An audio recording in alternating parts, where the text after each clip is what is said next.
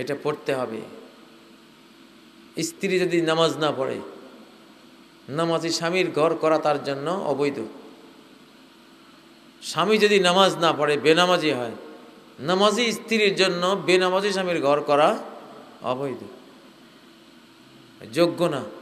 বেনামাজি স্বামীটা নামাজি স্ত্রী পাওয়ার যোগ্য না, যোগ্য না। আরব দেশের তো আলগা করে ফেলতো। তুই নামাজি স্ত্রীর, তুই এত বড় কপাল তোর নাই, তুই বেনামাজি, স্ত্রী কেড়ে নিত। আমি দেখি তো এখানে আছে আরবের মেয়েরা ফতুয়া জিজ্ঞাসা করে, আমার স্বামী তো সালাত পড়ে না, তার কাছে থাকবো? মুফতি সাহেবরা ফতুয়া দেয়, তুমি তাকে ওয়ার্নিং দাও, সতর্ক করো, সে নামাজি হয়ে যাক, যদি না হয় তাহলে বাপের বাড়ি চলে যাও, এই তোমার উপযুক্ত না। বাস্তব ব্যাপারও সেটাই। যাই হোক ভাইরা, মুমিনের গুণাবলী হলো আল্লাহর সাথে সম্পর্কের জন্য ডেলি 5 বার সে সালাতে দাঁড়াবে। শুধু সালাত হইলেই কিন্তু সব শেষ হয়ে গেল না। যাকাত ফরজ হয়ে আছে, যাকাত ফরজ হয়ে আছে। যাকাত দিতে হবে কিনা? অবশ্যই পাই পাই হিসাব করে যাকাত দিতে হবে। 10 কোটি টাকা এসে 10 কোটি টাকারই যাকাত দিতে হবে। বছর শেষ হলো, বছর শেষে যাকাতটা বের করে দিয়ে দিতে হবে।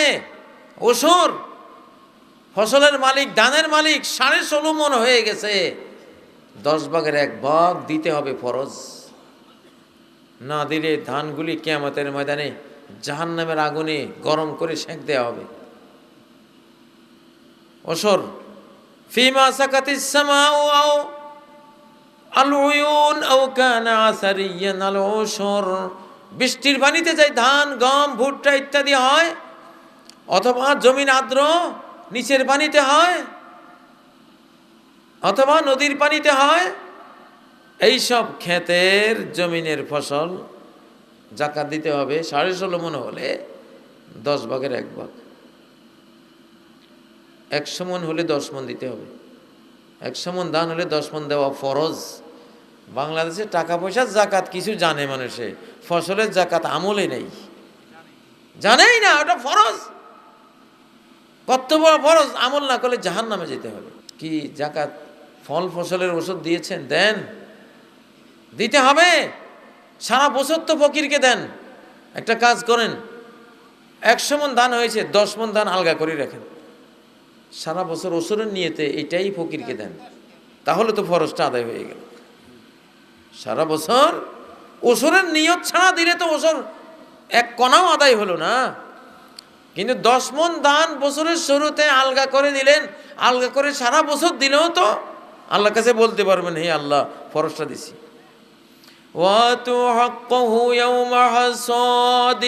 যেদিন ধান কাটবা, গম কাটবা, ভুট্টা কাটবা, সেদিনের যাকাত দিয়ে দেবা, সেদিনেই ফরজ হলো, সেদিনে দিয়ে দেওয়া।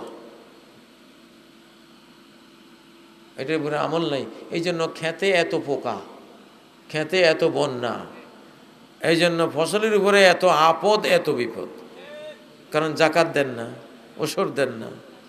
যাকাত ওষুধ দিলে আল্লাহ তাআলা এর হেফাজতকারী হয়ে যাবে। সুবহানাল্লাহ। ওয়াল্লাযীনা হুম লিয-যাকাতি ফাইলুন, যারা যাকাত আদায়কারী তারা তো জান্নাতি বান্দা, মুমিন বান্দা। আল্লাহর সাথে সম্পর্কের জন্য হলো সালাত, গরিবের সাথে সম্পর্কের জন্য হলো যাকাত। দুইটাই লাগবে, দুইটাই লাগবে। ও ভাইয়েরা, সাদাকা ক্যান্সার ভালো করে দেয়, জানেন? সাদাকা দিলে ক্যান্সারও ভালো হয়ে যায়। আরব জাহানের এক মহিলা ক্যান্সারে আক্রান্ত, পুরোপুরি ক্যান্সার, সারা শরীরে ক্যান্সার। প্রতি সপ্তাহে মেডিকেল চেক আপ করায় ওনার ক্যান্সারের। উনি ইন্দোনেশিয়ার একটা মেয়েকে গৃহপরিচারিকা হিসাবে নিয়োগ দিলেন, বেতন করা। মেয়েটাকে আনলেন, আনার পরে তিনি দেখলেন এই মেয়েটা বাথরুমে ঘন ঘন যায়, আর একবার গেলে সহজে বের হয় না, অনেকক্ষণ বাথরুমে থাকে। 2-3 সপ্তাহ পরে আরবের এই মহিলা তার ওই গৃহপরিচারিকাকে জিজ্ঞাসা করলেন, আচ্ছা তুমি এত ঘন ঘন বাথরুমে যাও কেন, আর গেলে এতক্ষণ কি করো তুমি? তখন ওই মেয়েটা বলল যে মা, ইন্দোনেশিয়ায় আমার বুকের শিশুটা আমি রেখে আসছি, 1-2 মাস বয়সের সন্তান রেখে আসছি, তার রিজিকটা তো আমার বুকে। এখানে যে দুধগুলো জড়ো হয়, জমা হয়, এগুলি বারবার ফেলতে হয়, ফেলার জন্য আমি বাথরুমে যাই, আর অনেকক্ষণ সময় লাগে সেই জন্য। তখন ওই মহিলার অন্তরে খুব দয়া আসলো যে একটা মাকে আমি এত কষ্ট দিলাম, তার সন্তানটাকেও কষ্ট দিলাম, আমার একটু খেদমতের জন্য থাক, আমি এই খেদমত নেব না। সে ওই মেয়েটাকে 2 বছরের বেতন ফ্রি দিয়ে দিল, বিমানের টিকিট কাটিয়ে বলল তুমি চলে যাও, তোমার শিশুকে দুধ পান করিয়ে 2 বছর পূর্ণ করে তারপর আমার কাছে আসবা যদি আমি বেঁচে থাকি। মেয়েটা খুশি মনে চলে গেল। একটা শিশু, একটা মা কত বড় এহসান পেল, তাদের মনে কত আনন্দ আসলো। এখন এই কাজ করার পরে ওই সপ্তাহে এই মহিলার ক্যান্সারের মেডিকেল চেক আপ প্রতি সপ্তাহে করেন। তার চিকিৎসক ডাক্তার আসলো, চেক আপ করলো। যারা চেক আপ করে, যে মেশিন পরিচালক অপারেটররা চেক আপ করে, তারা চেক আপ করে রিপোর্ট দিল যে ওনার শরীরে কোনো ক্যান্সার নাই। ওনার ব্যক্তিগত ডাক্তারকে ওই রিপোর্ট দিলে পরে ডাক্তার বলল অসম্ভব, আপনার আবার ক্যান্সার নাই, মানে এই ক্যান্সার কি আবার ভালো হয়? এটা তো কোনো ওষুধ নাই, ভুল রিপোর্ট দিয়েছে, আবার রিপোর্ট আনেন। আবার পরীক্ষা করে রিপোর্ট দিল ক্যান্সার নাই। উনি কয় না, এরা মিথ্যুক, এরা কোনো এক কারণে আপনার এটা লুকাচ্ছে, আবার পরীক্ষা করান। আবার পরীক্ষা করলো, একই রিপোর্ট, ক্যান্সার নাই। 4বার 5বার পরীক্ষা করার পরে যখন একই রিপোর্ট, ক্যান্সার নাই, তখন এই ডাক্তার চিন্তায় পড়ে গেল, আচ্ছা কীভাবে সম্ভব ওনার ক্যান্সার নাই? আপনি কোনো ওষুধ খেয়েছেন? আমার ওষুধের বাইরে? কয় না, আমি তো কোনো ওষুধ খাই নাই। তাহলে আপনি কি করেছেন? আপনার মনে পড়ে এমন কোনো কিছু করেছেন যেই কারণে এই ক্যান্সারটা আল্লাহ ভালো করে দিয়েছেন? হ্যাঁ, আমি একটা কাজ করেছি, আমার গৃহপরিচারিকা ইন্দোনেশিয়ার একজন মুমিনা বোন আমি নিয়ে আসছিলাম, এই ঘটনা। আমি তার জীবন বৃত্তান্ত শুনে 2 বছরের তার বেতন সাদাকা হিসেবে তারে দিয়ে দিয়েছি, এবং বিমানের টিকিট কাটিয়ে তাকে সন্তানের কাছে পাঠিয়ে দিয়েছি। তখন ওই চিকিৎসক বলেন, হ্যাঁ এইটাই হলো আপনার ক্যান্সার নিরাময়ের মূল কথা। দাউ মারদাকুম বিসসাদাকা, নবী সাল্লাল্লাহু আলাইহি ওয়াসাল্লাম বলতেন, সাদাকা দিয়ে রোগীদের চিকিৎসা করো, সাদাকা দিয়ে রোগীর চিকিৎসা করো। পরে পরীক্ষা নিরীক্ষা দেখা গেল উনি যে টাকাটা দিলেন, মানুষকে দান করলে দাতার অন্তরে এমন আনন্দ, এমন শক্তি, এমন পাওয়ার সঞ্চার হয়, রোগ প্রতিরোধকারী যে সৈনিকগুলি দেহে থাকে, যে সেলগুলি দেহে থাকে, এগুলি এমন শক্তি পায় যে এগুলি রোগের উপরে প্রচণ্ড বিক্রমে আক্রমণ করে রোগের জীবাণু সব ধ্বংস করে দেয়, রোগের যে নেটওয়ার্ক সব বরবাদ করে দেয়।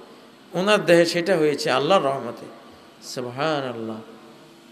এই জন্য সাদাকা যাকাত যথাসময়ে আল্লাহর ফকির বান্দাবান্দিকে দিলে দুনিয়াও আপনার জন্য নিরাপদ, আখিরাতেও আপনার জন্য নিরাপদ। শুধু যাকাত দিলেই পাক্কা ইমানদার হয়ে যাবেন না। রমজান আসছে, যতই টাকা পয়সার মালিক হন না কেন, 1 মাস সিয়াম পালন করতে হবে। পাক্কা মুমিন হতে হলে সিয়াম ছাড়া কোনো পাক্কা মুমিন হওয়া সম্ভব? শুধু সিয়াম দ্বারাও হবে না, হজ ফরজ হয়ে আছে আপনার উপরে, হজ ফরজ হয়ে আছে।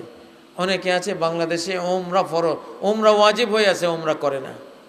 ওমরা করতে মাত্র 1 লাখ টাকার মতো লাগে। 1 লাখ টাকার মালিক এলাকায় হাজার হাজার আছে না নাই? বাংলাদেশের অবস্থা হলো করলে বড়টা, না করলে কোনোটাই না। এটা ঠিক না। নবীজি হজ করেছেন একবার, ওমরা করেছেন 4 বার। নবী সাল্লাল্লাহু আলাইহি সাল্লাম ওমরা করেছেন কয়বার? 4 বার। এখানে হজ ফরজ হওয়া লোকের সংখ্যা কম হতে পারে, কিন্তু ওমরা ওয়াজিব, ওমরা করার সামর্থ্যওয়ালা লোকের এখানে অভাব নেই। জান্নাতে যেতে হলে ওয়াতিমুল হজ্জ ওয়াল উমরাতা লিল্লাহ, হজ আর উমরা কমপ্লিটলি আল্লাহর জন্য করতে হবে। তাহলে যে অন্তত 1 লাখ টাকা ব্যাংকে পড়ে আছে, খরচে লাগতেছে না, নিয়ত করে ফেলেন উমরা করবেন। আল্লাহ তাআলা 1 লাখ টাকা তার পথে খরচ করলে 1 কোটি টাকা আপনাকে দিয়ে দিতে পারেন। আল হজ্জ ওয়াল উমরাতু ইয়ানফিয়ানিল ফাকর, হজ আর উমরা দারিদ্র দূর করে। হজ আর উমরা দারিদ্র দূর করে। এখন হজও করলেন, তাতে কি হয়ে গেল? ইমানের সব গুণ এসে গেল? আসলো না। মা আছে। এই ইমানদারের সালাতেও ত্রুটি নেই, যাকাতে ত্রুটি নেই, সিয়ামে ত্রুটি নেই, হজেও ত্রুটি নেই, কিন্তু মা আছে, মাকে দেখতে পারে না। মাকে দেখতে পারে না। স্ত্রীর সেবা করে, মায়ের সেবা করে না, কাজ হবে না। বেঈমান হয়ে মারা যাওয়ার আশঙ্কা আছে। ওয়াবিল ওয়ালিদাইনি ইহসানা, মা বাবার প্রতি অবশ্যই একজন মুমিনকে পারফেক্ট মুমিন হতে হলে, জান্নাতে যেতে হলে মা বাবার প্রতি সব সময় সদাচার করতে হবে। এই গুণ বৈশিষ্ট্য অর্জন ছাড়া জান্নাতে যাওয়া সম্ভব নয়। আচ্ছা, মা বাবার প্রতি সদয় আচরণ ব্যবহার এটাও আছে, কিন্তু স্ত্রীর প্রতি খুব অন্যায়কারী। স্ত্রীর পিটায়, গরুর মতো পিটায়, দুর্ব্যবহার করে, কথায় কথায় রাগ, ভ্যাংসামি, কটু কথা, কর্কশ কথা, হ্যাঁ, কথায় কথায় তালাক দেওয়ার হুমকি। এটাও কোনো পারফেক্ট মুমিন নয়। খায়রুকুম লিনিসায়ে, নবী সাল্লাল্লাহু আলাইহি সাল্লাম বলেন, স্ত্রীর কাছে যে ভালো সেই হলো মুসলিম সমাজের সবচেয়ে ভালো। মুসলিম সমাজে কে ভালো কে মন্দ সার্টিফিকেট দিবি স্ত্রী। কে সার্টিফিকেট দিবি? স্ত্রী সার্টিফিকেট দিবি। চেয়ারম্যান সাহেব কি জানে তোমার খবর? চারিত্রিক সার্টিফিকেট চেয়ারম্যান সাহেব দেয় যে, উনি কি জানে তোমার খবর? তোমার স্ত্রী না জানে তোমার চরিত্র কদ্দুর ভালো না মন্দ, ঠিক না? জান্নাতি মুমিন হতে হলে স্ত্রীর কাছেও ভালো একখান রিপোর্ট লাগবে। স্ত্রীর সামনে না কইলে পিছে কইব, আমার স্বামীর মতো স্বামী হয় না। সামনে হয়তো বলতো না, স্ত্রীরা বেকা তেড়া তো, হাড্ডি বাঁকা, এই জন্য সহজে স্বামীর সামনে প্রশংসা করে না। ভালো হইলেও করে, কিন্তু পিছনে বলে বেড়ায়। যদি আসলে ভালো হয় পিছনে বলবে যে না, আমার আব্দুল্লাহর বাপের মতো লোক হয় না দুনিয়াতে, এটা বলবে। তাহলে পারফেক্ট ইমানদার। আচ্ছা, স্ত্রীও ভালো বললো, সব ঠিক আছে, কিন্তু প্রতিবেশী কেউ তারে ভালো কয় না। প্রতিবেশী একজনও দেখতে পারে না, কারণ প্রতিবেশীর একটা মুরগি তার খেতে গেলে মুরগিটা মারি ফেলে। প্রতিবেশীর একটা ভেড়া ছাগল তার খেতে এক গোছা যদি খায়, সেদিন মহাযুদ্ধ। প্রতিবেশী তার ঘরের সামনে দিয়ে হাঁটি যায়, কাটা বেড়া দিছে, নো, এই ব্যক্তি ইমান নাই। যতই নামাজ রোজা হজ যাকাত করুক, তার ইমানের মধ্যে ভয়াবহ সমস্যা আছে। ওয়াল্লাহি লা ইউমিন, ওয়াল্লাহি লা ইউমিন, ওয়াল্লাহি লা ইউমিন। কসম করে নবীজি বলছেন, আল্লাহর কসম সেই ইমানদার নয়, আল্লাহর কসম ইমানদার নয়, আল্লাহর কসম ইমানদার নয়। সাহাবারা জিজ্ঞাসা করলেন, ইয়া রাসূলুল্লাহ, এই দুর্ভাগা ব্যক্তিটা কে? নবীজি বলেন, আল্লাযী লা ইয়ামানু জারুহু বাওয়াইকা, ওই ব্যক্তি যার প্রতিবেশী তার অনিষ্ট থেকে নিরাপদে থাকতে পারে না, তার যন্ত্রণা থেকে সুখে থাকতে পারে না। তারা এমন ঢোল বাদ্য পিটানি ভলিউম বাড়াই দিয়া গান শুনে পার্শ্ববর্তী ভাই ঘুমাইতে পারে না, পার্শ্ববর্তীর পোলাপান পড়ালেখা করতে পারে না। এই লোক কিসের মুমিন? নবীজি আল্লাহর কসম করে বলছে এই লোক ইমানদার না, এই লোক ইমানদার না। তার টয়লেটে কেউ গেলে মানে প্রতিবেশীরা দুই একজন যায় যেন তালা মারি দিয়েছে, ওই টয়লেটে কেউ যাইতে পারবে না। জীবনে মোটরসাইকেলের পিছনে একটা লোকও চড়াই নেই, সুন্দর সুন্দর মোটরসাইকেল ইউজ করে। গ্রামে কত চাচা জেঠা আছে, কত ভাই ভাইস্তে আছে, ভাতিজা কই যাও বাজারে, আল্লাহ আমার পিছে বসো, কোনোদিনও তোলে না। হ্যাঁ, প্রতিবেশীর কাছে ভালো হওয়া একজন ইমানদারের জন্য ফরজ, জরুরি। যেই কোনো মুমিন মরে গেল ফাশাহিদা লাহু আরবাআতুন মিন জিরানিহিল আকরাবিন, একজন ইমানদার মরে গেল, তার নিকটতম প্রতিবেশীর 4 জন যদি বলে এই ইমানদার লোকটা বড় ভালো ছিল, ওয়াজাবাত লাহুল জান্নাহ, আল্লাহর উপরে তাকে জান্নাত দেয়া ফরজ হয়ে গেল। আনতুম শুহাদাউল্লাহি ফিল আরদ, তোমরা জমিনে আল্লাহর সাক্ষী, আল্লাহর রাজ সাক্ষী। মুমিন সর্বক্ষেত্রেই তাকে পারফেক্ট ইমানদার হতে হবে। সব